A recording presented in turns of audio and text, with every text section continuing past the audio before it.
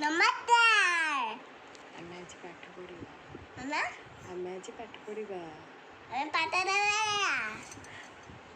ହଉ ତାହେଲେ ଠିକ୍ ଅଛି କୁହ। ଆମ ଦେଶ ଭାରତ।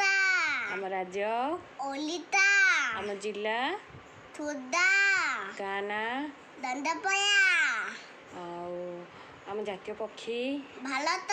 ଜାତୀୟ ପକ୍ଷୀ ଜାତୀୟ ପକ୍ଷୀ ମୟୂର। ଜାତୀୟ ପଶୁ ପଶୁ ବାଘ।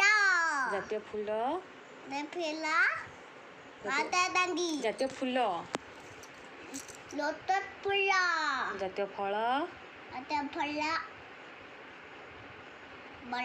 ଜାତୀୟ ଫଳ ଜାତୀୟ ଫଳ ଆମ୍ବ। ଜାତୀୟ ଖେଳ ହକି।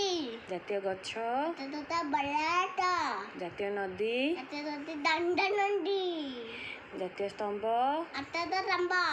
ଜାତିର ପିତା ମାତା ଦଣ୍ଡି। ଆଉ